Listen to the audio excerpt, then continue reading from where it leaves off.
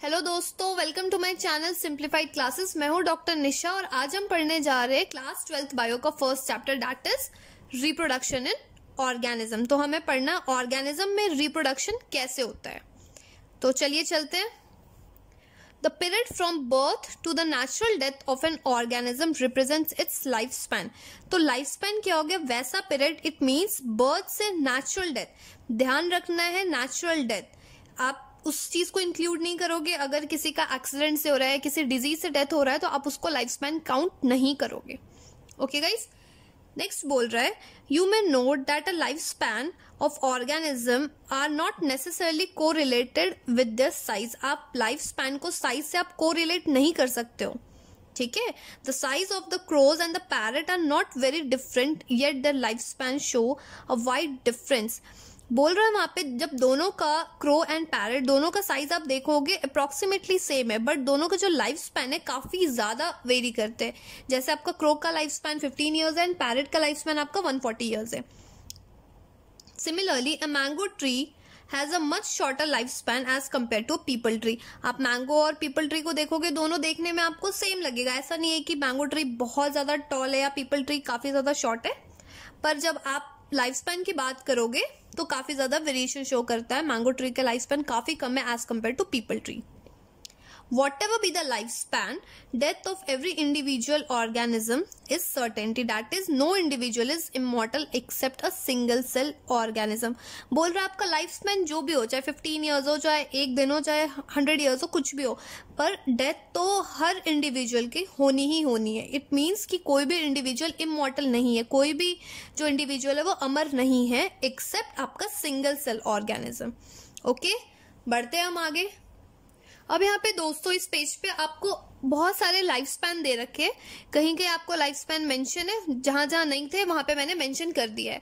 तो एलिफेंट का आपका लाइफ स्पैन आपका 70 ईयर्स है, रोज 5 to 7 years, dog 15 to 20 years, butterfly 1 से 2 वीक, क्रो 15 ईयर्स, हम लास्ट पेज पे देख चुके। बनाना आपका 25 years, cow 25 years, parrot 140 years. आप देख रहे हो दोनों का साइज, जो पीछे आपको बोल रहा था लास्ट पेज में, साइज आपका लगभग सेम है, बट आप ह्यूज डिफरेंस आप आपको यहाँ पे शो कर रहा है दोनों के आपके लाइफ स्पैन में।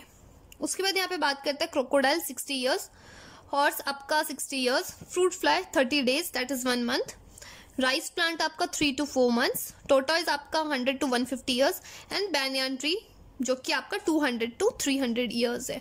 तो यहाँ पे आप देख रहे हैं कितने ज्यादा वेरिएशंस आपको दिख रहे हैं, हर इंडिविजुअल के लाइफ स्पैन बहुत ज्यादा वेरी कर रहे हैं।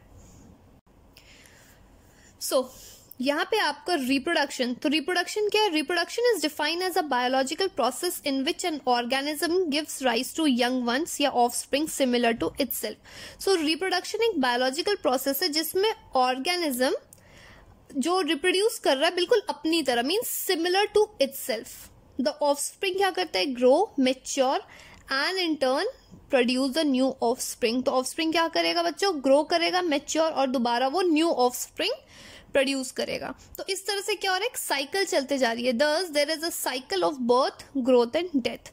तो यहाँ पे एक तरफ से क्या हो गया? साइकिल चला, बर्थ हुआ, ग्रोथ हुई एंड डेथ हो गई। Reproduction enables the continuity of the species generation after generation. तो रिप्रोडक्शन क्या हो गया? एक तरफ से आपका जो कंटिन्यूटी ऑफ स्पीसीज में हेल्प कर रहा है, एक जनरेशन से दूसरे जनरेशन को। ओके, यहाँ पे मैंने आपको इसी चीज को समझाने के लिए आपको यहाँ पे पॉइंट्स में बता दिया है। तो रिप्रोडक्शन क्या हो गया? एक बायोलॉजिकल प्रोसेस है which gives to offspring similar to itself. आपको ऑफस्प्रिंग क्या कर रहा है बच्चों? Grow, mature and produce new offspring. तो रिप्रोडक्शन के लिए कौन कौन से साइकिल हो गई आपकी? Birth, growth and death. तो रिप्रोडक्शन 3 चीजों को कंसिस्ट करता है। अब यहाँ पे बोल रहा है आपका factors responsible for how it reproduce. कौन कौन से फैक्टर है रिप्रोडक्शन के लिए? तो पहला बोल रहा है आपको ऑर्गेनिजम्स की हैबिटेट, एंड सेकेंड बोल रहा है इंटरनल फिजियोलॉजी, मीन्स कि ऑर्गेनिज्म हैबिटेट कैसा है, कहाँ रह रहा है, कैसे रह रहा है, और उसकी फिजियोलॉजी कैसी है। ये देखिए यहाँ पे लिखा हुआ है आपको, the organism habitat and its internal physiology and the several other factors are collectively responsible for how it reproduce. So reproduction के लिए 2 factors आपके involve हो रहे हैं, that is organisms habitat and second आपका internal physiology. Based on whether there is a participation of one organism or two in the process of reproduction is of two types.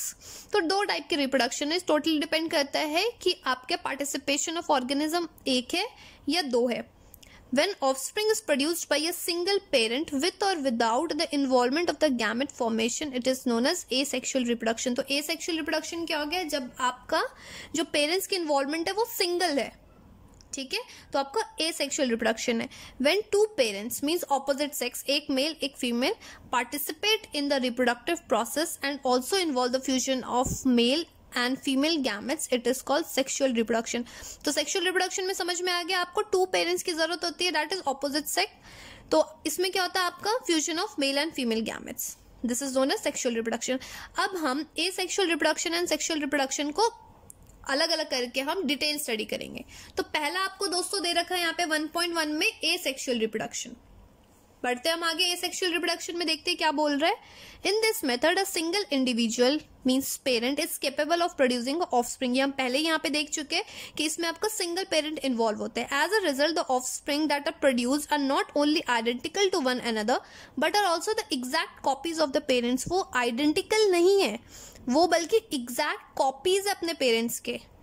Means आप differentiate नहीं कर पाओगे, ठीक है. The term clone is used to describe such morphologically and genetically similar individual. तो इस चीज को डिफाइन करने के लिए एक टर्म है जिसको कहते हैं क्लोन. इट मीन्स कि वो मॉर्फोलॉजिकली एंड जेनेटिकली बिल्कुल सिमिलर है. तो यहाँ पे आपको फिगर दिया हुआ है, फिगर 1.2 में ये देखिए, cell division in unicellular organism. पहला आपको दिखा रहा है यहाँ पे बडिंग. बडिंग किस में होती है दोस्तों? ईस्ट में होती है. तो ये देखिए पेरेंट सेल है, यहाँ पे बर्ड आया, थोड़ा और ग्रो हुआ, और ये देखिए इससे ज्यादा और ग्रो होगा और उसके बाद ये डी अटैच हो जाएगा बर्ड. ओके. बी में आपको एग्जांपल दे रखा है यहाँ पे अमीबा का. तो अमीबा हमें पता है अमीबा कैसा होता है, इरेगुलर शेप होता है उसका, और जो पॉइंटेड आप जो देख रहे हैं ये क्या हो गया? फॉल्स फीट या फिर सीडोपोडिया बोलते हैं उसे. ये आपका सेंट्रली लोकेटेड न्यूक्लियस है. ये क्या होता है? ये शेप में आता है आपको डिवाइड करने के लिए. धीरे धीरे ये डबल शेप में आएगा. ये देखिए न्यूक्लियस डिवाइड हो गया एंड फाइनली सेल डिवाइड हो गया एंड टू डॉटर सेल्स आपके फॉर्मेशन हो गया यहाँ पे, ठीक है. तो क्वेश्चन यहाँ पे आपको आएगा, यहाँ पे आपका बडिंग किस में हो रहा है? ईस्ट में हो रहा है. और आपके बाइनरी फिजन किस में हो रहा है? अमीबा में हो रहा है. Asexual reproduction is common among a single cell organism. तो asexual reproduction किस में होता है? मेनली आपका single cell organism and in plants and animals with relatively simple organization. या अगर या तो plant या animal में होगा तो बहुत ज्यादा simple organization में होगा. In Protista and Monera, the organism or the parent cell divide by mitosis into two to give rise to new individual. तो यहाँ पे क्या हो रहा है? प्रोटेस्टा या मोनेरा में क्या होता है? आपका सेल डिवाइड होता है. कैसे? माइटोसिस से. माइटोसिस में क्या होता है बच्चों? एक सेल से हमें दो इंडिविजुअल्स मिलते हैं. Okay. Thus, in these organism the cell division is itself a mode of reproduction. तो इनमें क्या हो गया? आपका सेल डिवीजन एक क्या हो गया? खुद ही एक मोड ऑफ रिप्रोडक्शन प्ले कर रहा है. यहाँ पे दोस्तों अब बोल रहा है many single cell organism reproduce by binary fission where a cell divides into two halves and each rapidly grow into an adult. Example आपका अमीबा एंड पैरामीशियम. तो बाइनरी फिजन आपका हमने पीछे देखा था अमीबा का एग्जाम्पल. तो आपको दो एग्जाम्पल दे रखे आपको बाइनरी फिजन के. पहला आपका अमीबा है, सेकेंड आपका पैरामीशियम है. यहाँ पे मैंने साइड में लिख दिया है कि अगर आपको ध्यान से अगर हट जाए तो यहाँ पे साइड्स में मैंने आपको जो इंपॉर्टेंट चीज है वो मैंने मेंशन कर दिया है यहाँ पे. In yeast, the division is unequal and the small birds are produced that remain attached initially to the parent cell, which eventually gets separated and mature into a new yeast organism या cell. तो हमने देखा है बच्चों east में क्या हो रहा है? बडिंग हो रहा है. तो बडिंग कैसा हो रहा है? आपका अनइक्वल हो रहा है. यहाँ पे डिविजन आपकी अनइक्वल होगी, ठीक है. Under unfavorable condition, the amoeba withdraw its pseudopodia and secretes a 3-layer hard covering or a cyst around itself. तो अमीबा के पास आपको दो कंडीशन बोल रहा है. पहला आपको अनफेवरेबल कंडीशन के बारे में बता रहा है, उसके बाद फेवरेबल कंडीशन के लिए बोल रहा है. तो हम पहले अनफेवरेबल कंडीशन में क्या बोल रहा है? जो अमीबा क्या करती है वो विड्रॉ कर लेते हैं अपने सीडोपोडिया. जो फॉस्फेट मैंने आपको बताया था अभी, and secretes a 3 layer hard covering. तो अपने ऊपर क्या करता है, एक हार्ड कवरिंग आपको सिक्रीट करता है। और कितने लेयर्स होते हैं उसके, 3 लेयर्स होते हैं, या फिर आप उसको सिस्ट बोल दो। तो इस फिनोमेना को क्या बोलते हैं, इंसिस्टेशन। तो इंसिस्टेशन आपको कब हो गया, अनफेवरेबल कंडीशन पे। तो यहाँ पे आपको मेडिकल क्वेश्चन फिर से आता है कि अमीबा अनफेवरेबल कंडीशन पे क्या कॉज करता है, आपका इंसिस्टेशन फिनोमिनन होता है। When the favorable condition return, जब आपका favorable condition पे अगर अमीबा आ जाता है, the insist amoeba divide by a multiple fission and produce a many minute amoeba or pseudopodiospore। तो जब वो favorable condition में आता है तो क्या होता है, वो बहुत ज्यादा minute amoeba produce करता है, या फिर उसको pseudopodiospores बोलते हैं। The cell wall burst out, cell wall burst कर जाता है, and the spores are liberated in the surrounding medium to grow up into a many amoeba। और spores क्या करता है, सराउंडिंग में लिबरेट होके आपको बहुत सारे many amoeba में ग्रो हो जाते हैं। This phenomena is known as sporulation. तो इस फिनोमिनन को क्या बोलते हैं, स्पोरुलेशन। तो ध्यान रहेगा आपको, अनफेवरेबल कंडीशन में इंसिस्टेशन होता है, और जैसे आपको फेवरेबल कंडीशन मिलता है तो वहां पे आपका स्पोरुलेशन होता है। तो इस चीज को ध्यान रखिएगा, क्वेश्चंस काफी बार आ रखे, यहाँ मैंने पॉइंट्स में लिख दिया है। Amoeba under unfavourable condition form a 3 layer, that term is known as encystation, जब अनफेवरेबल कंडीशन है।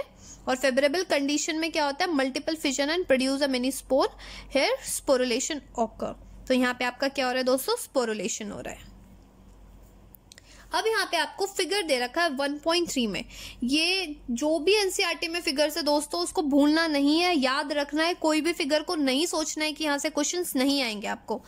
यहाँ पे आपको फर्स्ट दे रखा है, यहाँ पे एसेक्सुअल रिप्रोडक्टिव स्ट्रक्चर्स। पहला है आपका जूस्पोर्स ऑफ क्लेमिडोमोनाज। ये देखिए, ये क्या है, मैंने यहीं पे लिख दिया सो दैट आपको इजी रहे। ये क्या है, जूस्पोर्स। तो ये क्वेश्चंस कभी कभी दे देते हैं, फिगर दे देते हैं, आपको ऑप्शन दे देते हैं। अगर जो बच्चे ध्यान रखते हैं तो ठीक है, बहुत इजी है। जब ध्यान नहीं रखते तो आपको प्रॉब्लम हो जाती है। तो इस चीज को ध्यान रखना है। ये स्पोर्स ऑफ क्लेमिडोमोनाज है। बी में आपको बता रहा है कोनिडिया ऑफ पेनिसिलियम। तो ये आपको 2013-14 में ये आपको क्वेश्चन आया था नीट में, आपको फिगर दे रखा था and you have to find out ये क्या है। तो ये कोनिडिया है, किसका, पेनिसिलियम का। सी आपको है बर्ड्स इन हाइड्रा, बहुत कॉमन है। एंड डी में आपको दे रखा है गेम्यूल्स इन स्पंज। ओके, यहां तक दोस्तों आई डोंट थिंक सो कोई प्रॉब्लम है आपको। बढ़ते हैं हम आगे। Members of the kingdom fungi and the simple plants such as algae reproduce through a special asexual reproductive structures। आपको 1.3 आपको मैं पहले बता चुकी हूँ, अभी फिगर दिखाया था। The most common of these structures are zoospores, देख चुके हम। That are usually motile, microscopic motile structure। और other examples आपका asexual reproductive का क्या है, आपका कोनिडिया पेनिसिलियम में प्रेजेंट होता है, ये भी हमने देख लिया। बर्ड्स हाइड्रा में, और स्पंज में क्या प्रेजेंट होता है, गेम्यूल्स प्रेजेंट होता है। अब यहाँ पे आपको बोल रहा है एसेक्सुअल रिप्रोडक्टिव स्ट्रक्चर्स। अब ये एसेक्सुअल रिप्रोडक्टिव स्ट्रक्चर्स क्या है तो मैं आपको पहले बता देती हूँ। और वेजिटेटिव प्रोपोगेशन क्या है, और वेजिटेटिव प्रोपोगेशन कहाँ कहाँ हो रहा है, और उसके यूनिट्स क्या है। तो यहाँ पे बोल रहा है animals and other simple organisation, the term asexual is used in plants the term vegetative reproduction. तो प्लांट्स में हम उस वर्ड को क्या यूज करते हैं, vegetative propagation is frequently used. तो ये जो भी आपको दे रखा है एग्जाम्पल, मैंने आपको पॉइंट्स में दे दिया है, आपको प्रॉब्लम नहीं होगी। पॉइंट्स में पढ़ने से ज्यादा दिन तक याद रहता है और ईजी रहता है। तो आपको यहाँ पे लिख दिया जो भी आपको दे रखा था, conidia penicillium, buds hydra, gemmule, sponge, zoospore जो आपका मोटाइल होता है। यहाँ देखिए मोटाइल स्ट्रक्चर यहाँ मैंने मेंशन कर दिया है, किसमें होता है, फंजाई प्लस एल्गी में होता है। अब बोल रहा है आपका units of vegetative propagation. Vegetative propagation के यूनिट्स कौन कौन से हैं, तो पहला है दोस्तों runner, rhizome, sucker, tuber, offset, bulbil या bulb. These structures are called vegetative propagules। तो इन स्ट्रक्चर्स को क्या बोलते हैं दोस्तों, वेजिटेटिव प्रोपेग्यूल्स बोलते हैं। तो ये इनमें क्या कैपेबिलिटी होती है, capable of giving rise to new offspring. तो इनमें इतनी कैपेबिलिटी होती है कि वो न्यू ऑफस्प्रिंग को प्रोड्यूस कर सके। तो ये आपको ध्यान रखना है। या आप सीबीएसई के लिए भी पढ़ सकते हो, ये आप पॉइंट्स में, या आपको एंट्रेंस के लिए तो पढ़ना ही पढ़ना है। यहाँ देखिए आपको फर्स्ट दे रखा है eyes of potato. Eyes of potato, ये आईज है, ये जर्मिनेटिंग आई बर्ड है। बी में आपको दे रखा है राइजोम ऑफ जिंजर। ये इसमें आपको क्वेश्चन पूछ सकता है कि जिंजर में आपको किस टाइप के रूट्स प्रेजेंट होते हैं। तो एडवेंटिशियस रूट प्रेजेंट होते हैं, ये आपके बर्ड्स है। सी में आपको है बल्बिल ऑफ अगेव, फिगर ध्यान रखना, भूलना नहीं है। डी में आपको है लीफ बर्ड ऑफ ब्रायोफाइलम, तो ये आपका ब्रायोफाइलम में कौन सा आपका बर्ड है, यहाँ पे एडवेंटिशियस बर्ड्स प्रेजेंट होता है। ये आपको नेक्स्ट पेज पे मिलेगा, ये क्वेश्चंस बहुत बार मेडिकल में आ चुका है ये। ओके गाइस, लास्ट आपको है offset of water hyacinth. Water hyacinth भी बहुत मेजर रोल प्ले करता है, नेक्स्ट पेज पे हम वाटर हाइसिंथ के बारे में पढ़ेंगे। तो ये क्या, ऑफसेट ऑफ वाटर हाइसिंथ। चलते हैं हम नेक्स्ट पेज पे। यहाँ पे आपको दे रखा है फ्रेगमेंटेशन। तो फ्रेगमेंटेशन क्या होता है, इसमें बॉडी ब्रेक्स इनटू फ्रेगमेंट्स। तो बॉडी क्या हो रही है, आपके फ्रेगमेंट्स में ब्रेक डाउन हो रही है। उसके बाद क्या होता है, each fragments grow into an adult and capable of producing the offspring that is hydra. तो आपको क्या हुआ, बॉडी तो आपके फ्रेगमेंट्स में ब्रेक डाउन हो गई, तो हर फ्रेगमेंट्स के पास इतनी कैपेबिलिटी होती है, एबिलिटी होती है कि वो हर पार्ट एक न्यू ऑफस्प्रिंग में कन्वर्ट हो सकता है। एग्जाम्पल आपको क्या है, हाइड्रा। तो यहाँ पे भी आपका एक मेडिकल क्वेश्चन आएगा कि फ्रेगमेंटेशन का एग्जाम्पल क्या है दोस्तों, हाइड्रा। अब यहाँ पे आपको दे रखा है टेरर ऑफ बंगाल, बहुत ज्यादा इंपॉर्टेंट है, क्वेश्चंस काफी बार आ चुका है। इसी को हम वाटर हाइसिंथ भी बोलते हैं, जो अभी मैंने आपको पहले बता दिया था लास्ट पेज पे। तो मैंने हर जगह आप देखोगे साइड में मैंने इसलिए लिखा है कि सो दैट आप पैराग्राफ में ना पढ़ो, पॉइंट्स में पढ़ो, तो आपको काफी ज्यादा इजी रहेगा।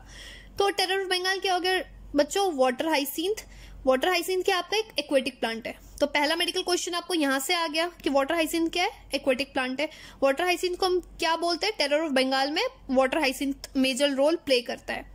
Introduce in India because of its beautiful flower and the shape of leaves. तो इंडिया में क्यों लेके आया गया था, उसके beautiful flowers and shape of leaves के लिए। यहां से भी आपको क्वेश्चन आए हुए हैं काफी बार।